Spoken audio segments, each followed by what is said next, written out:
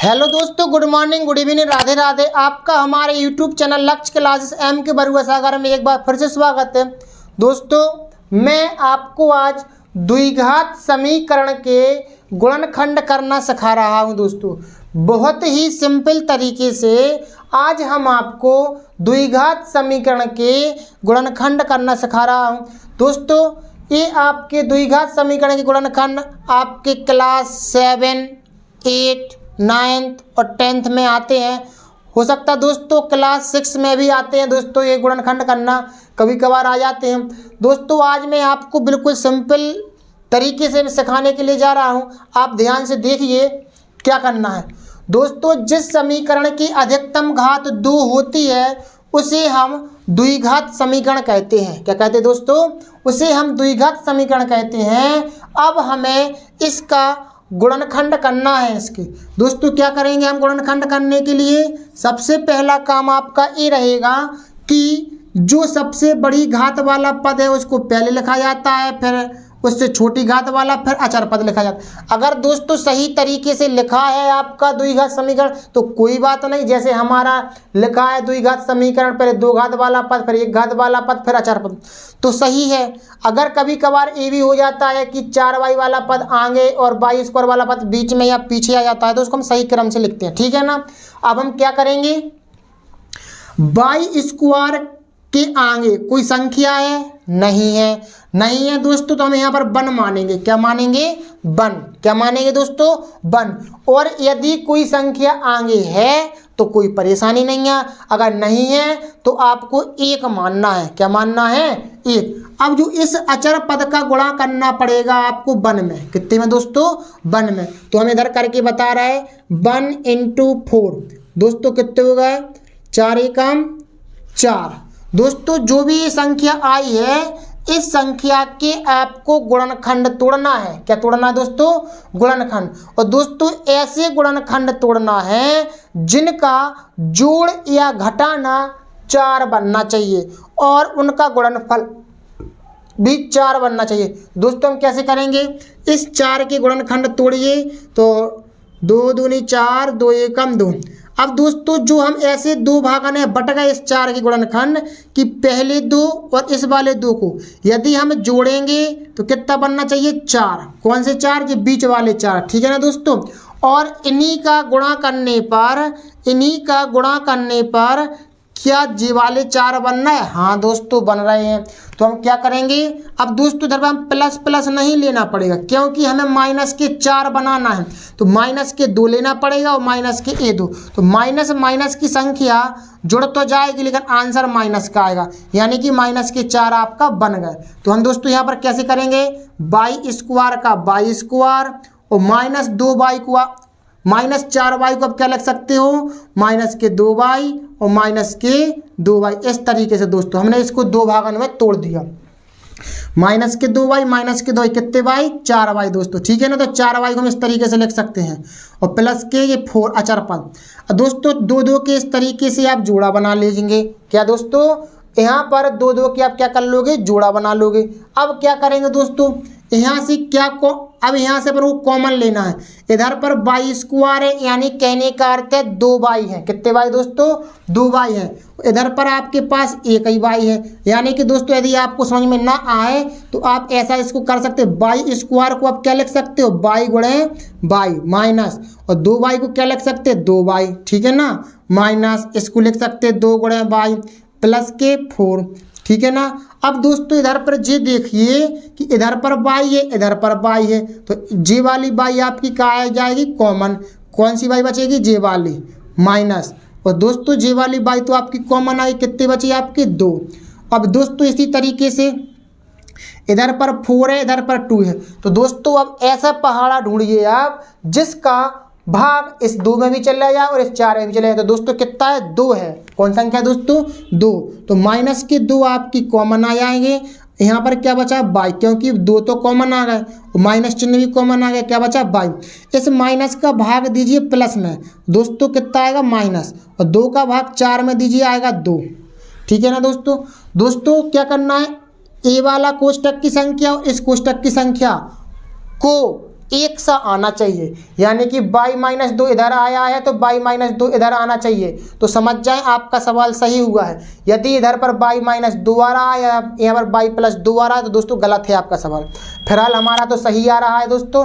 तो इन दोनों कोष्टकों की संख्या में से किसी एक कोष्टक को लिख लीजिए आप y-2, और दूसरे कोष्टक में क्या लिखना है, आगे का y जो कॉमन लिया था और जो बीच का -2। दोस्तों ये आपने कॉमन लिया था तो y-2 और y-2, ये आपका आंसर हो जाएगा दोस्तों।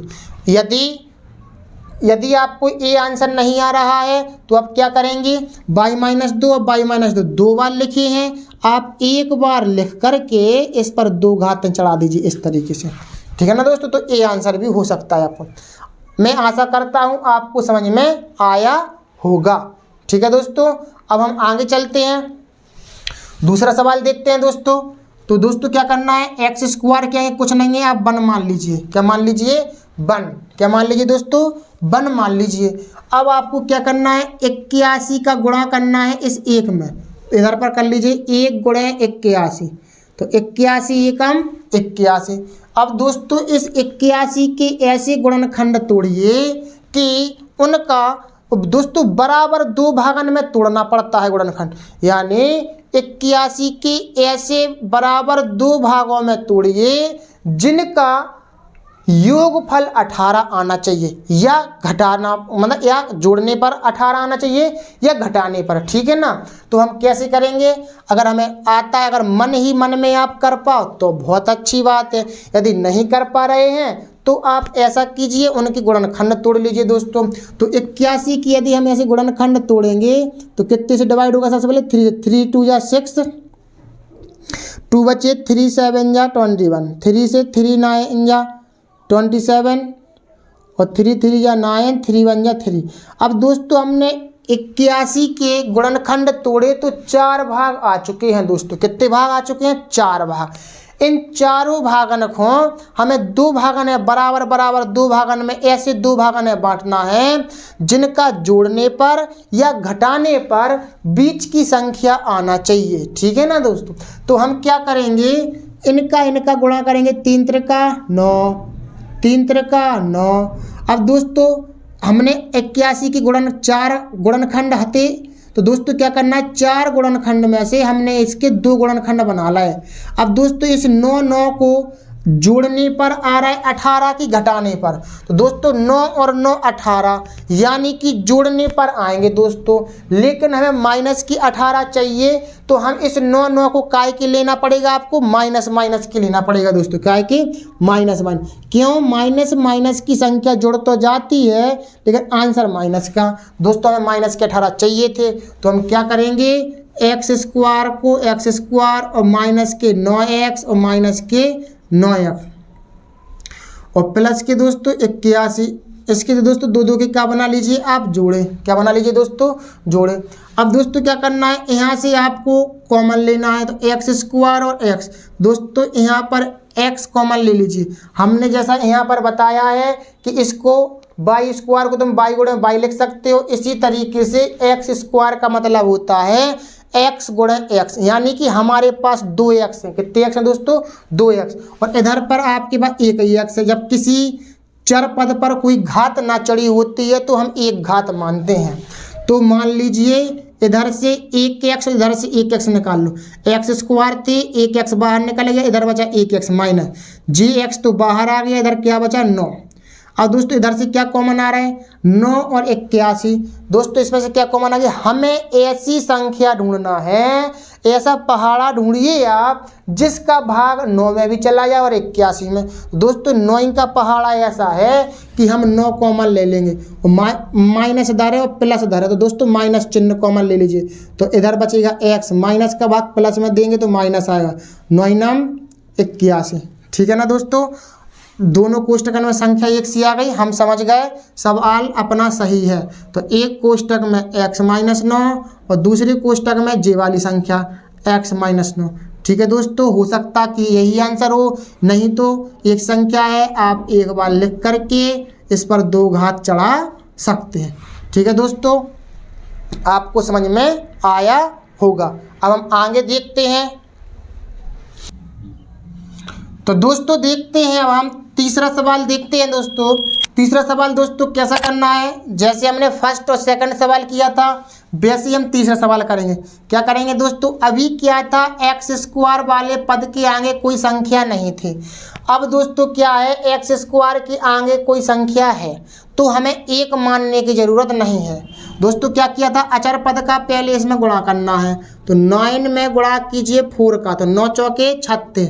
दोस्तों जो भी 36 आए हैं, इस 36 का ऐसे गुणनखंड कीजिए, ऐसे बराबर बराबर 2 भागों में बांटिए उनके गुणनखंडों को, जिनका योगफल या घटाने पर 12 आना चाहिए दोस्तों। तो दोस्तों 36 के गुणनखंड तोड़िए, 2 से काटिए, 2 एकम 2, 2 अट्ठे 16, 2 नम 18, 3 तिरका 9, 3 एकम 3।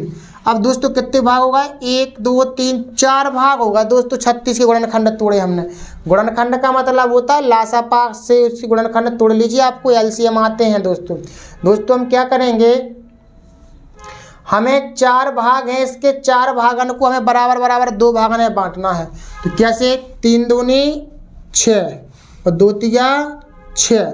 दोस्तों 2 भाग बट गए, पहला भाग है 6, दूसरा भाग भी है 6 दोस्तों। 6 और 6 कितने होते हैं, 12। ठीक है, अब दोस्तों इनको जोड़ने पर तो 12 आ गया, लेकिन हमें माइनस के 12 चाहिए, तो पहली संख्या माइनस की लेनी पड़ेगी, दूसरी संख्या माइनस की। तो माइनस माइनस की संख्या अपन क्या होगी, जुड़ तो जाएगी लेकिन आंसर माइनस का आएगा, माइनस की 12।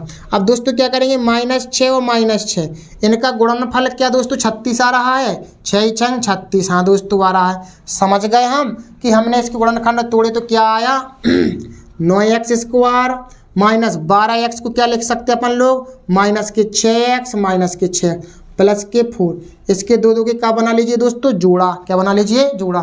अब दोस्तों इधर पर 9 है, इधर पर 6 है। दोस्तों हमें ऐसा पहाड़ा ढूंढिए जिससे 9 कट जाए और 6 भी कट जाए। तो दोस्तों कौन सा पहाड़ा है ऐसा, 3 का टेबल। कौन सा दोस्तों, 3 का टेबल है। तो आप इसका मतलब है इसमें से 3 कॉमन आ जाएंगे। इधर पर एक x है, इधर पर x स्क्वायर है, तो एक x कॉमन आए। x कॉमन, वो संख्या कॉमन आती है जो इसमें भी रहे और इसमें भी रहे दोस्तों, ठीक है ना। तो 3 की टेबल ऐसी है कि 9 भी डिवाइड हो जाएगी, 6 भी, तो 3 कॉमन ले लो। x इधर है, x स्क्वायर इधर है, तो एक x कॉमन आ गया, 3 3 या 9, ठीक है ना। और x स्क्वायर में से एक x बाहर निकलेगा, इधर बचा एक x। 3 का भाग अपन 6 में देंगे तो 3 2 जा 6, x तो कॉमन आ ही गया, क्या बचा, कुछ नहीं। अब इधर से क्या कॉमन आ रहा है दोस्तों, एक माइनस चिन्ह कॉमन आएगा, और 6 और 4 में से क्या कॉमन आएगा दोस्तों, 2 की टेबल है ऐसी जिससे 6 भी कट जाए और 4 भी। कॉमन लेने का अर्थ दोस्तों यही होता है कि वह बड़ी से बड़ी संख्या जिससे 6 भी कट जाए और 4 भी कट जाए, ठीक है ना। तो ऐसा पहाड़ा है आपका 2 का। कितने का दोस्तों, 2 का। तो 2 से भाग कीजिए 6 को, तो 3 बार होगा, 2 3 जा 6, और x का x, क्योंकि x तो कॉमन लिया नहीं। माइनस का भाग प्लस में देंगे तो माइनस, और 2 का भाग 4 में देंगे तो 2 बार। क्या दोस्तों इन दोनों कोष्टकों की संख्या एक सी आई है, हाँ दोस्तों आई है। 3x - 2 3x - 2 आया है। समझ जाएं आपका सवाल सही हुआ है, कहीं गलत नहीं हुआ। अगर इन कोष्टकों में अगर एक ही संख्या नहीं आई है तो आपका सवाल कहीं मिस्टेक हो चुका है, आप उसको सही से कीजिए, ठीक है ना। तो जब एक सेम संख्या आ जाए तो एक कोष्टक में 3x - 2 लिखना, दूसरे कोष्टक में 3x - 2 जी वाला लिखना। अलग अलग है, मतलब एक संख्या है 2 बार लिखी, एक बार लिख के दोस्तों आपको 2 घात चढ़ा देना है, ये आंसर कहलाएगा, ठीक है ना। इसी तरीके से दोस्तों ये करते हैं। पहले 25 का मल्टीप्लाई कीजिए 9 में, कितने का दोस्तों, 25 का मल्टीप्लाई कीजिए 9 में, तो दोस्तों कितने होंगे, 225। कितने होंगे दोस्तों, 225 होंगे। 25 9 जा 225, ठीक है ना।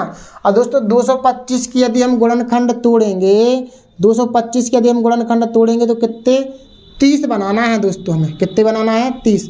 तो 3 से डिवाइड कर, 30 7 21 और 3 5 15, 3 दूनी 6, 3 5 15, 5 25, 5 1 5। दोस्तों 5 3 15 और 5 3 15। दोस्तों 15 और 15 2 भाग बन गए। माइनस के 30 बनाना था, दोनों चीज़ें माइनस माइनस की लेंगे तो माइनस के 30 आ गए। अब दोस्तों माइनस के 15 और माइनस के 15, तो 15 15 कितने होगा, 225। तो दोस्तों क्या करना है, जो भी आपने 2 भाग तोड़े हैं उन दोनों भागों को आप उन दोनों भागों का या तो योगफल या घटाने पर हमारी बीच की संख्या बननी चाहिए, और उन्हीं का गुणा करने पर एक गुणनफल बनना चाहिए, यानी कि 225 बन गया दोस्तों। तो कोई परेशानी नहीं है। अब बन जाएंगे 9x² के 9x²। 30x को दोस्तों हम क्या लिख सकते हैं, 15x और 15x। अब दोस्तों प्लस के 25 ज्यों के त्यों, ठीक है ना, दो दो के जोड़ा बना लीजिए।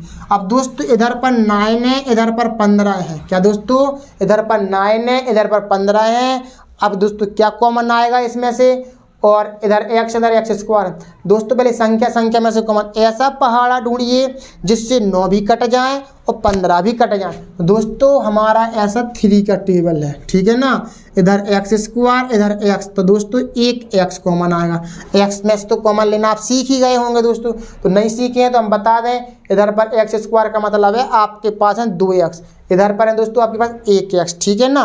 तो दोस्तों कम से कम संख्या को मतलब कम से कम संख्या कॉमन लेते हैं जो इसमें भी रहे, इसमें से। यहाँ पर 1x, इधर पर 2x है, तो हम 1x निकाल सकते हैं, ठीक है ना। 3 से 9 को डिवाइड करेंगे 3 बार, x² में से 1x कॉमन लिया तो 1x बचा, माइनस लगाओ 3 बचे 15, 3 का भाग देते हैं 15 में, और x तो कॉमन आ ही गया।